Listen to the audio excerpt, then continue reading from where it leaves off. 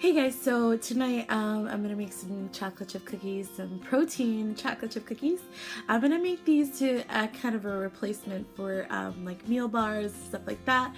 I have 3 of them and they keep me full.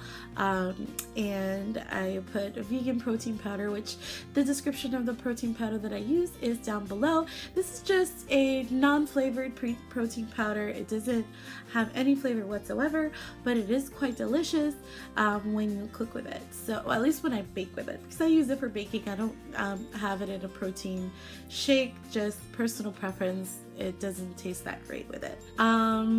Yeah. Roll the clip. So when I start baking, I separate all my dry ingredients and my wet ingredients. In this bowl, I have all my dry ingredients. I have 1 teaspoon of baking soda, half a cup of brown sugar, 1/3 cup of organic plain sugar, 2 cups of flour, 1/4 cup of protein powder. The protein powder that I use is non-flavored, it's just a plain vegan protein powder, plant-based powder. Information is down below of which kind I use. I have 1 pinch of salt. I didn't want to put a whole bunch of salt in it because the protein powder itself has like this weird chalky flavor and I don't want it to mask over my dough. Definitely we're going to sift this all together and mix it before we put our wet ingredients in. Definitely as far as substitution for your flour, you could use gluten-free flour. This happens to be gluten-free flour. You could use a whole wheat flour as well, and that works as well. I used also non-dairy milk. This is almond milk. You can use vanilla almond milk if you like for sweet stuff, but like I said, I really didn't want to mask the flavor of what I was going for, so I wanted it to be super plain and the almond milk with no flavor, no sugar added, nothing. And this here is 1 teaspoon of vanilla, and it's Dominican vanilla. It's my secret to everything. If you have the opportunity to get Dominican vanilla, definitely do. It's so great, so delicious. It goes great with everything that you're baking. And then in here is 1/4 cup of vegan butter and 1/4 cup of coconut oil. Now, as far as the vegan butter, I love to use it for flavor, for the cookies to have like a buttery taste, but I wanted to make it as healthy as possible, and the coconut oil is so great and so good for you, and I wanted to go ahead and incorporate that into our cookies today. So I'm just going to slightly melt it in the microwave so it could be super cohesive and mix in our mix today. So there you go, those are the starting ingredients.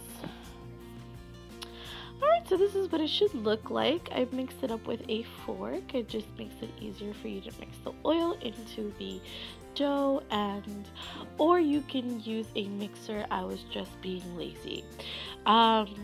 So I put in 1/4 cup of chocolate chips. You could use as much chocolate chips as you like. I'm going to be putting this on parchment paper. In a pan in parchment paper in the oven.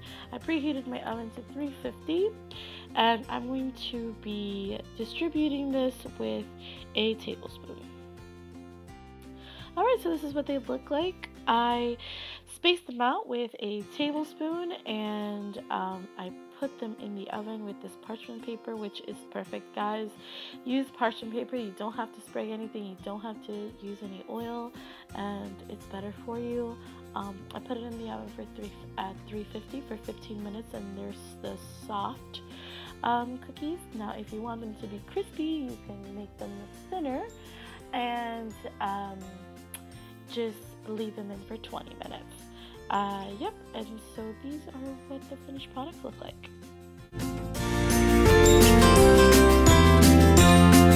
So thank you so much for watching. If you liked my cookie recipe, please give it a thumbs up. If you have any suggestions, please comment down below and subscribe. I really love making all these vegan recipes and giving all these tricks and tips. Definitely these protein cookies are so good and so delicious. I'm about to have one tonight.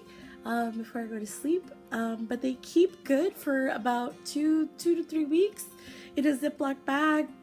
You can freeze them and like warm them up.